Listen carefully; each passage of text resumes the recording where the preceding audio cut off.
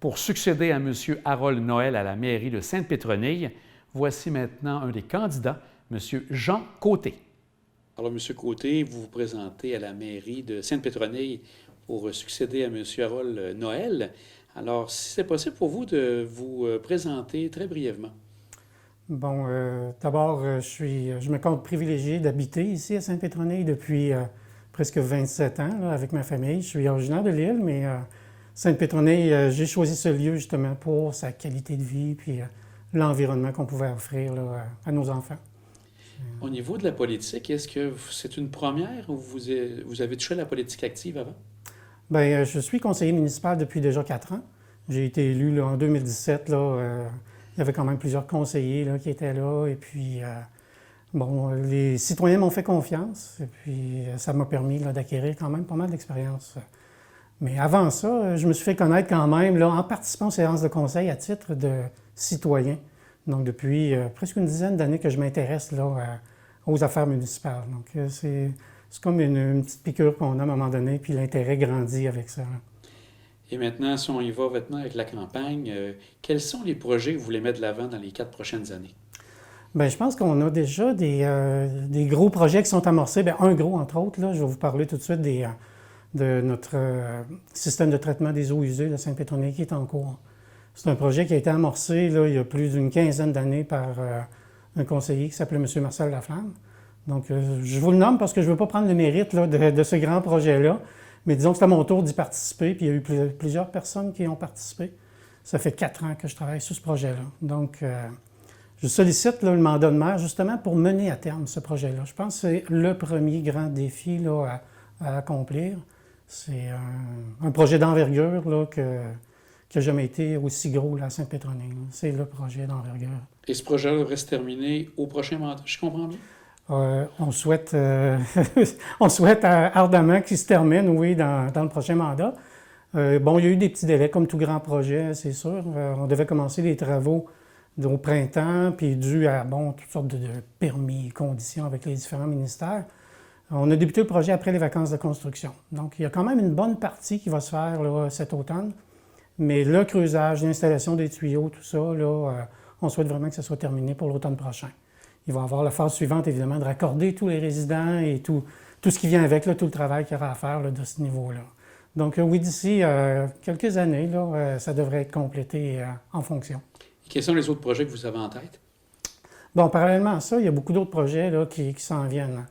On espère que, justement, dans les années prochaines, on va sortir de la fameuse pandémie. Hein. Je pense que c'est l'objectif de tous. On a quand même des belles installations sportives là, ici, là, au cœur du village. Je pense entre autres à la patinoire ou la surface multisport qui a été installée là, dans les dernières années, qui malheureusement, là, on n'a pas pu mettre à profit, bon, à cause de cette fameuse pandémie. Fait que les gens, je pense, ont besoin de se retrouver, tout ça. Fait que ça va être un beau projet, je pense, d'essayer de rassembler les gens, puis de créer cet effet là, rassembleur qu'on peut trouver autour d'activités sportives comme ça. Fait que ça, c'est quelque chose, je pense, qui serait vraiment intéressant à mettre de l'avant. Un autre projet que j'aimerais voir aussi, c'est... bon, mes enfants ont maintenant 25 ans et 22 ans, là, mais ils ont eu la chance de connaître le camp de jour qu'on avait ici à Sainte-Pétronille. Puis c'était un camp de qualité. Là.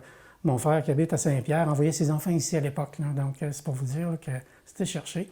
Puis, il y a des nouvelles familles. Je n'aime pas parler de nouvelles vagues. Là. On a entendu assez parler de vagues, là, mais bon. Mais il y a une nouvelle vague de jeunes. Il y en a plusieurs ici dans la rue d'ailleurs et tout ça.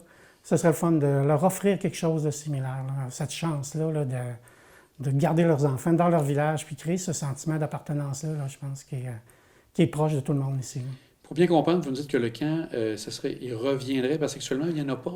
Bien, là, présentement, il n'y en a pas. Donc, okay. Les enfants des gens de Sainte-Pétronille vont au camp à Saint-Pierre pour la plupart, mais aussi au camp, il y a un autre camp Saint-François là, qui est là. La municipalité contribue là, financièrement parce qu'on n'offre pas ce camp-là ici, là, mais quand même. C'est un souhait. On entend parler, on écoute, on sait qu'il y a beaucoup de jeunes familles. Fait que ça serait peut-être un jour. C'est pas une promesse, là, mais je veux dire, c'est dans les projets, je pense qu'il y aurait quelque chose à faire à travailler de ce côté-là. Et de l'autre côté, est-ce que vous avez d'autres éléments là, qui vous viennent en tête aussi pour... Bien, un rapidement comme ça, on habite sur une île. On ne voit pas beaucoup le fleuve. Là. Il y a des endroits qui sont privilégiés où il y a un bel accès au fleuve. Mais il y a le projet Constellation, vous en avez peut-être entendu parler, dont le but est justement ça, de redonner cet accès au fleuve-là, qu'il soit terrestre, là, disons qu'on puisse aller sur la grève, ou même juste l'aspect visuel. Il y a plusieurs municipalités où, à cause des arbres qui ont poussé ou des maisons qui sont construites, on ne voit plus le fleuve. Fait que ça, je pense qu'à Sainte-Pétronille, on a embarqué dans ce projet-là. Et puis, il va y avoir des développements là, qui vont s'en venir. On dit que Sainte-Pétronille, ça se marche. C'est un de nos slogans, d'ailleurs, ici. Fait que je pense qu'en mettant ça, en combinant ces deux choses-là, on va arriver avec quelque chose là, qui va être vraiment intéressant pour les citoyens là, qui marchent et pour les touristes aussi qui viennent nous voir. Là. On a un des plus beaux villages là, ici à Sainte-Pétronille. Et si les gens souhaitent voter pour vous le 7 novembre, qu'est-ce que vous leur dites pour les amener à voter pour vous? Bien, moi, je leur dis que j'ai l'appui de beaucoup de personnes qui m'ont vu travailler, bon, d'abord au sein du conseil municipal. Le conseil municipal actuel, dans son ensemble, appuie ma candidature. Fait que c'est des gens, je pense, qui sont bien placés là, pour m'avoir vu travailler durant les 4 dernières années. Ils ont vu mon implication, ma disponibilité aussi. Bon, oui, je travaille encore, mais je suis en pré-retraite. Donc, ça fait partie du plan. Là. C'est une décision qui est réfléchie, là, de me lancer là. Et puis, je suis conscient de l'importance du poste de maire hein, d'un village. Là. Fait que c'est vraiment là, une décision réfléchie qui est là. Puis, je pense que, en plus des fonctions de maire puis de promouvoir les projets et tout ça, bien, on ne se cachera pas. Il y a l'aspect financier aussi, la gestion là, des fonds publics. Là. C'est sûr que ça, moi, je m'engage à le faire de façon transparente puis essayer de garder ça au plus bas niveau possible, comme ça l'est présentement.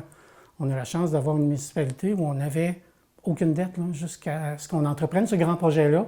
Bon, bien sûr, on ne pouvait pas le faire sans ça, mais je vais continuer dans ce sens-là, justement, pour veiller aux intérêts et puis au bien-être de tous les citoyens, qu'ils soient desservis par le grand projet qu'on fait ou non.